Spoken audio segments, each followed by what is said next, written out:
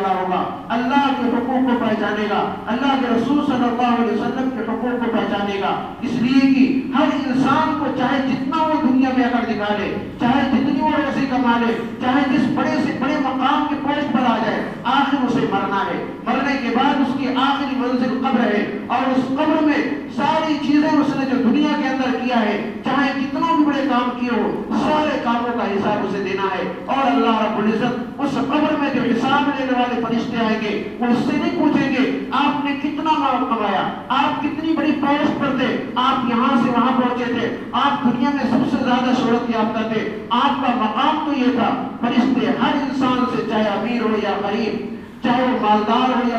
کمزور، چاہے وہ طاقتور ہو یا کمزور، کسی بھی طبقے کا انسان ہو، کسی بھی برادری کا انسان ہو، اگر مسلمان ہے صرف اس سے 3 سوال کیا جائے گا: تمہارا رب کون ہے، تمہارا دین کیا ہے، اور یہ محمد صلی اللہ علیہ وسلم انہیں پہچانتے ہو کہ نہیں پہچانتے ہو. ہر انسان کو اپنی یہ چیز ضرور یاد رکھنی چاہیے. ہمیں قبر میں جانا ہے، قبر میں جانے کے بعد ہمیں 3 چیزوں کا حساب دینا ہے کہ ہمارے اپنے رب کو ہم نے پہچانا کہ نہیں پہچانا تھا، اپنے رب کی مانی تھی کہ نہیں مانی تھی. ہم چاہے جس پوسٹ پر ہو، دنیا کی کسی بلندی پر پہنچ جائیں، ہم اپنے رب کو پہچان رہے کہ نہیں پہچان رہے، ہم اپنے رسول کو پہچان رہے کہ نہیں پہچان رہے، ہمارا عمل کیا ہے، ہم اپنے رب والی زندگی گزار رہے کہ نہیں گزار رہے. میرے نوجوانوں، اس چیز کی سب سے زیادہ کمی آج ہمارے نوجوانوں کے اندر ہے. اور ایسا لگتا ہے کہ بالکل نوجوان دنیا میں اس قدر مست اور مگن ہے کہ انہیں کوئی پرواہ ہی نہیں کہ ہمیں اس دنیا کے بعد بھی کہیں جانا ہے، ہمیں یہ چند دن کی زندگی ہے، کب تک ہمیں یہاں سانس لینا ہے، جب تک اللہ رب العزت نے ہمیں اس دنیا کے اندر رکھا ہے.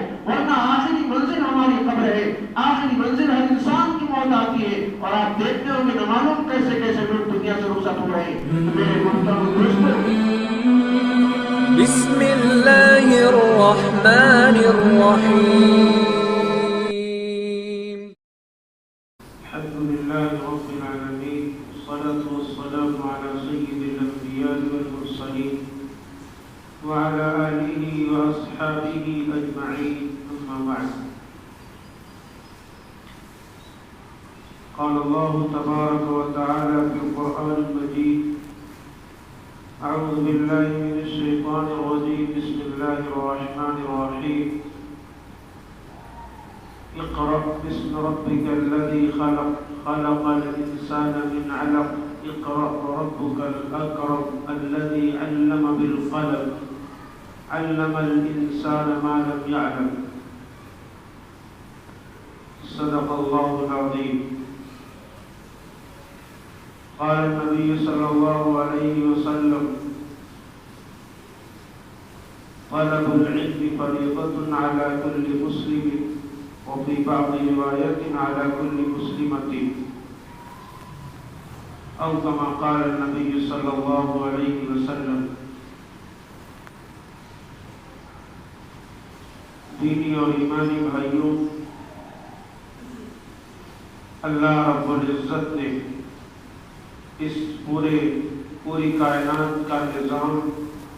اور انصراف و انتظام اپنے ذمہ لیا ہے. اور اللہ رب العزت نے پوری کائنات کو سارے انسانوں کے لیے بنایا ہے، اور ساری چیزیں اللہ رب العزت نے انسانیت کی خدمت کے لیے، انسان کے فائدے کے لیے پیدا کی ہیں. اور اللہ رب العزت نے انسان کو اپنے لیے پیدا کیا ہے، یعنی اپنی عبادت کے لیے، اپنے احکام کے لیے، اپنی شریعت کے لیے، اور اپنے بتائے ہوئے طریقے پر عمل کرنے کے لیے. تو ظاہر سی بات ہے، جس رب نے، جس خالق نے، جس مالک نے اتنا بڑا انتظام، اتنی بڑی کائنات ہمارے حوالے کی ہے، ہم کو عطا کیا ہے، ہمیں دیا ہے، اس کو ہمیں کیسے برتنا ہے، اس کا کیسے فائدہ اٹھانا ہے، ان ساری چیزوں کے بارے میں ہمیں جاننا بھی ضروری ہے. انسان کا اپنا جسم ہے، اس جسم کو ہمیں کیسے صحیح رکھنا ہے، اس کے بارے میں انسان خوب اس کے بارے میں غور و فکر کرتا ہے. ہر غذا کو جانچ پرکھ کر کھاتا ہے، ہر ایک چیز کے بارے میں یہ سوچتا ہے کہ یہ چیز نقصان کرنے والی ہے، یہ فائدہ پہنچانے والی ہے، اور اس چیز کو کھانے سے ہمارا معدہ اس کو کنٹرول نہیں کر پائے گا، یا اس طریقے سے یہ چیز ہضم نہیں ہو پائے گی، بار بار کھانے سے انسان کا جسم کمزور ہو جائے گا،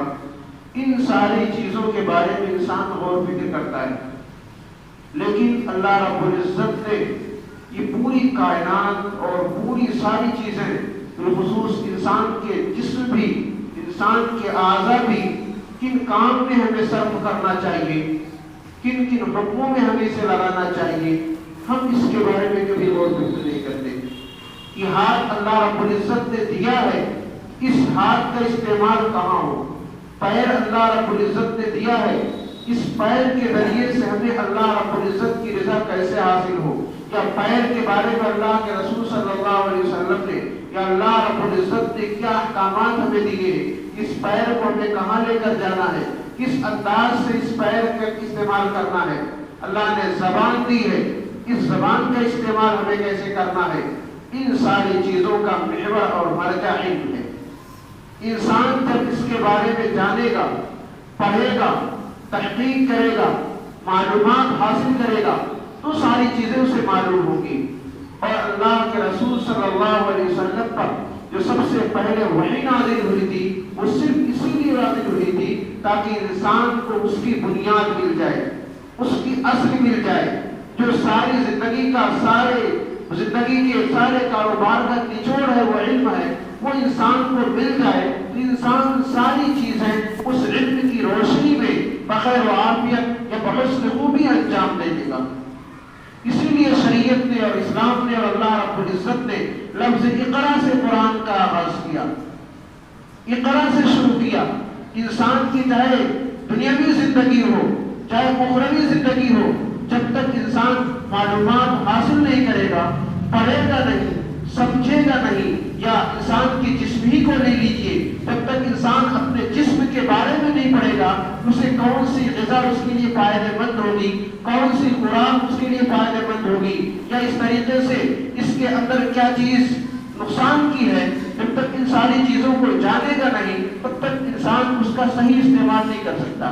اسی طریقے سے دین کا معاملہ ہے، شریعت کا معاملہ ہے کہ اللہ کے رسول صلی اللہ علیہ وسلم اس دنیا میں کیوں آئے تھے، آنے کا کیا مقصد تھا، اللہ کے رسول صلی اللہ علیہ وسلم اس دنیا کے اندر اللہ کے رسول نے کیوں تکلیفیں اٹھائی، کس بات پر تکلیفیں اٹھائی، کیا مقصد تھا ان کا، یا اللہ رب العزت کو جو یہ کائنات بنائی ہے اس کا کیا مقصد ہے۔ اللہ رب العزت نے اتنا بڑا نظام آسمان بغیر ستون کے اللہ رب العزت نے قائم کیا، یہ سورج اور یہ چاند، یہ ساری چیزیں، یہ ستارے، یہ آسمان، یہ پوری کائنات اللہ رب العزت نے کس لیے پیدا کی ہے؟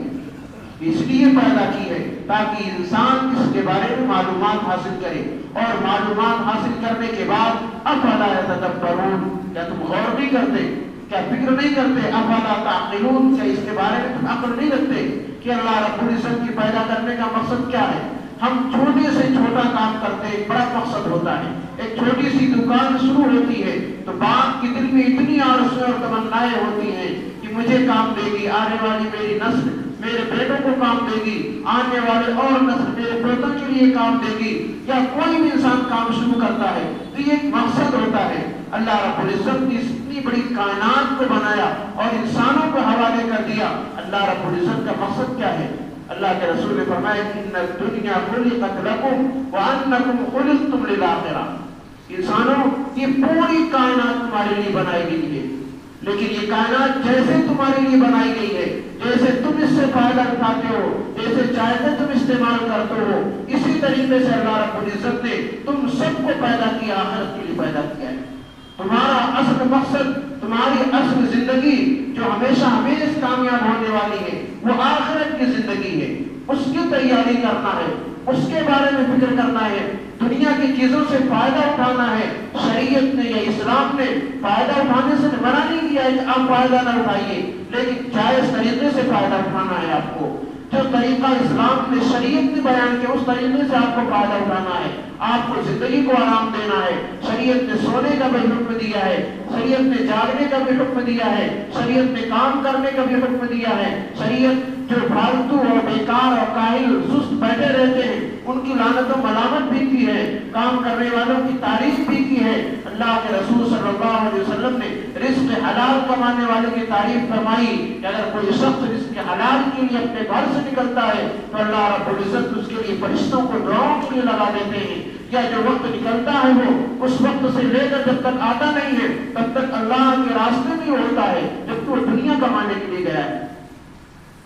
یہ ایک مقصد کے لیے اس دنیا سے ہمیں فائدہ اٹھانا ہے، جائز طریقے سے، صحیح طریقے سے دنیا کے اندر رہنا ہے تو دنیا کی ساری چیزوں سے فائدہ اٹھانا ہے، لیکن ہمیں جان کر کے سمجھ کر کے شریعت کی روشنی میں اللہ رب العزت نے سے فائدہ اٹھانے کا حکم دیا ہے تو ہمیں کس طریقے سے فائدہ اٹھانا ہے۔ یہ نہیں کہ ہماری زندگی ہے ہم جیسے چاہے گزارے، ہمارا جب من کہے ہم کھائیں گے، ہمارا جب دل کہے گا ہم سو جائیں گے، ہمارا جو جی کہے گا وہ ہم کریں گے، ہمارے پڑوس سے کیا مطلب یا ہمارے سرپرستوں سے کیا مطلب۔ میرے محترم دوستوں، اللہ رب العزت نے آپ کے گلے میں، آپ کے دل میں اسلام کی ایک پٹی ڈالی ہے،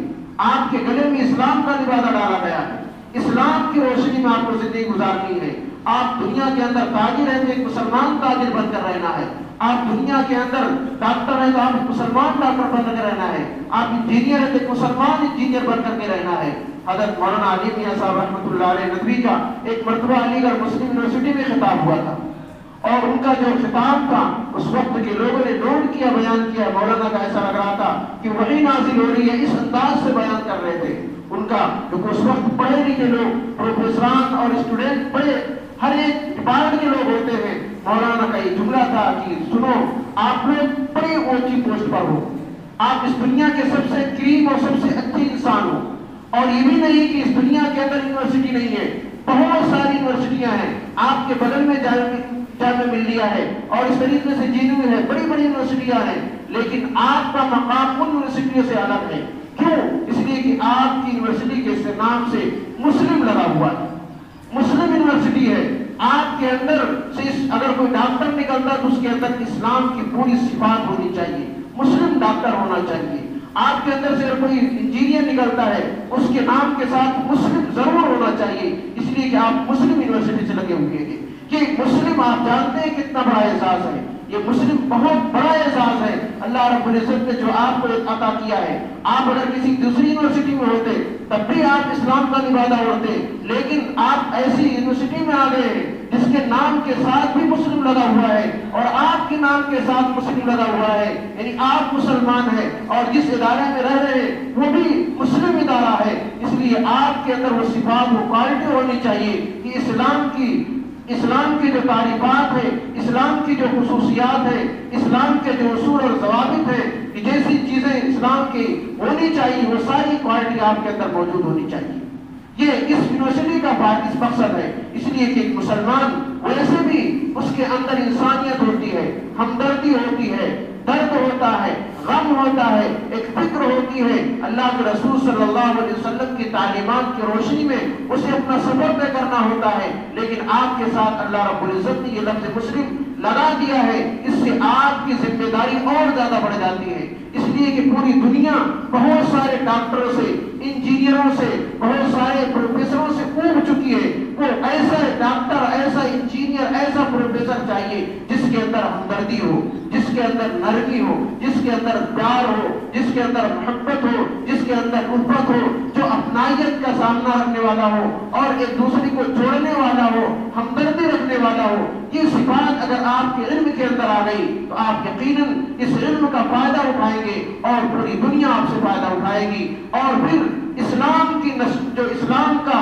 گویا کہ بدنما چہرہ بدنام کیا جاتا ہے، اسلام کی فروغ ہوگی، اسلام کو آپ کو دیکھ کر کے لوگ مسلمان ہوں گے، آپ کی سیرت سے، آپ کی کردار سے لوگ مسلمان ہوں گے۔ اس لیے کہ اس دنیا کے اندر ڈاکٹروں کی کمی نہیں ہے، انجینئروں کی کمی نہیں ہے، بڑے بڑے عہدے پر لوگوں کی کمی نہیں ہے۔ اگر کمی ہے تو ایسے وکلا کی کمی جو انصاف پسند کرنے والے ہو، ایسے ڈاکٹروں کی کمی ہے جو قوم کا، جو لوگوں کا درد رکھنے والے ہوں، ایسے بہت سارے ڈپارٹ، جس بھی ڈپارٹ کے اندر لوگ ہیں اس میں اگر کمی ہے تو ہمدردی، غمخواری اور اس طریقے سے پیار اور محبت کی کمی ہے۔ اللہ رب العزت نے آپ کو ایسے ادارے کے اندر بھیجا، یہ مولانا کا جملہ تھا۔ یقیناً یہ چیز، اور یہ چیز ہر مسلمان کے اندر ہونی چاہیے، ہر انسان کے اندر ہونی ہونی چاہیے، بالخصوص ہمارے نوجوانوں کے اندر۔ ابھی آپ کسی نوجوان سے تھوڑی سی بات کر کے دیکھیے، اگر اس کے خلاف تھوڑی سی بات ہوتی ہے آپے سے باہر ہو جاتا ہے، ایسا لگتا ہے کہ غیروں میں اور اپنے مسلمان نوجوانوں میں کوئی فرق نہیں ہوتا ہے۔ اور اگر تھوڑی سی مثال کے طور پہ کسی غلطی ہو گئی،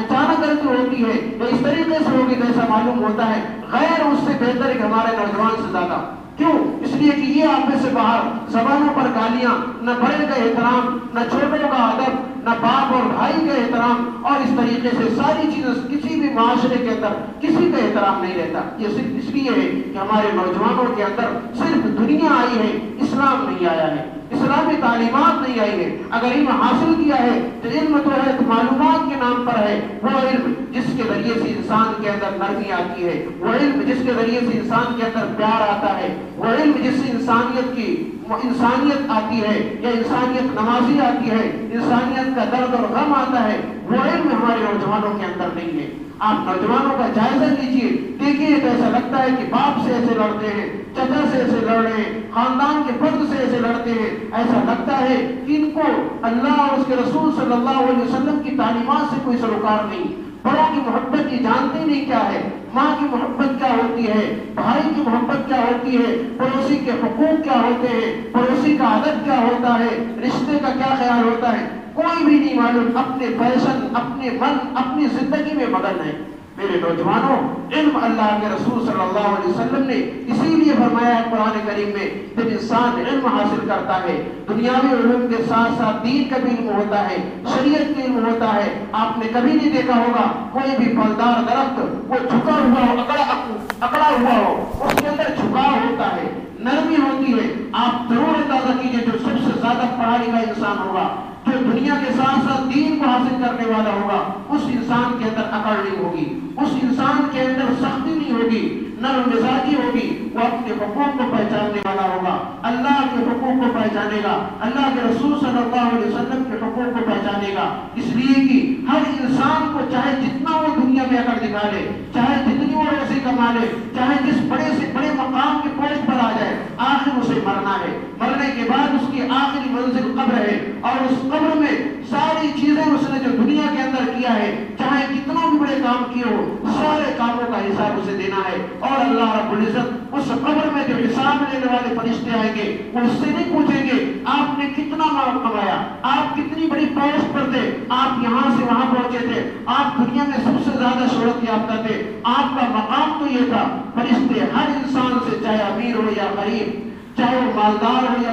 کمزور، چاہے وہ طاقتور ہو یا کمزور، کسی بھی طبقے کا انسان ہو، کسی بھی برادری کا انسان ہو، اگر مسلمان ہے صرف اس سے 3 سوال کیا جائے گا: تمہارا رب کون ہے، تمہارا دین کیا ہے، اور یہ محمد صلی اللہ علیہ وسلم انہیں پہچانتے ہو کہ نہیں پہچانتے ہو۔ ہر انسان کو اپنی یہ چیز ضرور یاد رکھنی چاہیے، ہمیں قبر میں جانا ہے، قبر میں جانے کے بعد ہمیں 3 چیزوں کا حساب دینا ہے کہ ہمارے اپنے رب کو ہم نے پہچانا کہ نہیں پہچانا تھا، اپنے رب کی مانی تھی کہ نہیں مانی تھی۔ ہم چاہے جس پوسٹ پر ہو، دنیا کے کسی بلندی پر پہنچ جائیں، ہم اپنے رب کو پہچان رہے کہ نہیں پہچان رہے، ہم اپنے رسول کو پہچان رہے کہ نہیں پہچان رہے، ہمارا عمل کیا ہے، ہم اپنے رب والی زندگی گزار رہے کہ نہیں گزار رہے۔ میرے نوجوانوں، اس چیز کی سب سے زیادہ کمی آج ہمارے نوجوانوں کے اندر ہے، اور ایسا لگتا ہے کہ بالکل نوجوان دنیا میں اس قدر مست اور مگن ہے کہ انہیں کوئی پرواہ نہیں کہ ہمیں اس دنیا کے بعد بھی کہیں جانا ہے، ہمیں یہ چند دن کی زندگی ہے، کب تک ہمیں یہاں سانس لینا ہے، جب تک اللہ رب العزت نے ہمیں اس دنیا کے اندر رکھا ہے، ورنہ آخری منزل ہماری قبر ہے، آخری منزل ہر انسان کی موت آتی ہے۔ اور آپ دیکھتے ہو کہ نہ معلوم کیسے کیسے لوگ دنیا سے رخصت ہو رہے ہیں۔ تو میرے محترم دوستو، ضرورت اس بات کی ہے کہ ہم علم کے ساتھ ساتھ وہ علم جس کو اللہ رب العزت نے مقبول اور محمود قرار دیا ہے، اللہ کے رسول صلی اللہ علیہ وسلم نے جس کے بارے میں فرمایا ہے، ہمیں دین کا بھی علم ہونا چاہیے، شریعت کا بھی علم ہونا چاہیے، ہماری نماز کیسی ہو، ہمارے روزے کیسے ہو، اگر ہم تاجر ہیں تو ہماری تجارت کیسی ہو، ہم ڈرائیور ہیں تو ہماری ڈرائیوری کیسی ہونی چاہیے، کس انداز سے ہمیں چلنا چاہیے۔ ہم کسی بھی میدان میں ہو، ہم دنیاوی علم حاصل کرتے ہیں، دنیا کے ساتھ ساتھ ہمیں دینی علم بھی حاصل کرنا چاہیے کہ میں اس پیشے میں ہوں، اس پیشے کے اندر شریعت نے کیا حکم بتلایا ہے، شریعت کا کیا حکم ہے، شریعت ہم سے کیا چاہتی ہے, کہاں ناجائز ہے, کہاں جائز ہے, اور اس میں اللہ رب العزت کا کیا حکم ہے, اللہ کے رسول صلی اللہ علیہ وسلم نے کیا تعلیم دی ہے. قرآن کریم کی اسی لیے سب سے پہلے اللہ رب العزت نے لفظ اقرا کا ارشاد فرمایا ہے, اس لیے کہ تاکہ دنیا کی تم کسی بلندی پر جاؤ لیکن تمہارے ساتھ اسلام کا دامن نہیں چھوڑنا چاہیے, مسلمان کا دامن نہیں چھوڑنا چاہیے, اللہ اس کے رسول صلی اللہ علیہ وسلم کی شریعت نہیں چھوڑنی چاہیے. اگر شریعت چھوٹ گئی, اللہ اس کے رسول بھول گئے, آپ کسی بھی پوسٹ پر پہنچ جاؤ, اللہ کی نگاہ میں, رسول اللہ کی نگاہ میں آپ زیرو کی بھی حیثیت نہیں رکھتے ہو. لیکن اگر آپ جاہل ہو, کسی بھی پوسٹ پر نہیں ہو, کم سے کمزور انسان ہو, لیکن شریعت کا پاس و لحاظ ہے اور شریعت کے دائرے میں آپ کی زندگی گزر رہی ہے, پوری دنیا آپ سے ناراض ہے, اللہ اس کے رسول صلی اللہ علیہ وسلم آپ سے راضی ہوں گے, اور آپ جب قبر میں جائیں گے, آپ کی جو آخری منزل ہے, تو اللہ رب العزت آپ کو اس ایمان کا بدلہ دے گا, آپ کو اس عمل کا بدلہ دے گا, آپ کو اس کام کا بدلہ دے گا. تو میرے محترم دوستوں, ضرورت اس بات کی ہے ہم اپنی زندگی علم کی روشنی میں گزاریں, شریعت کی روشنی میں گزاریں, دین کی روشنی میں گزاریں, تاکہ اللہ رب العزت ہمیں اس دنیا کے اندر بھی کامیاب کرے, اور آخرت کی جو زندگی آنے والی ہے, جو ہمیشہ ہمیش کی زندگی ہے, جس کے بارے میں کچھ کہا نہیں جا سکتا کب تک ہمیں رہنا ہے, پوری زندگی وہاں رہنا ہے, زندگی ختم نہیں ہوگی, وہ زندگی ہماری کامیاب ہو جائے. اللہ ہم سب کو آخرت کی تیاری کرنے والا بنا دے. آمین. وآخر دعوانا الحمدللہ رب العالمین. Subscribe now and press the bell icon. Never miss an update.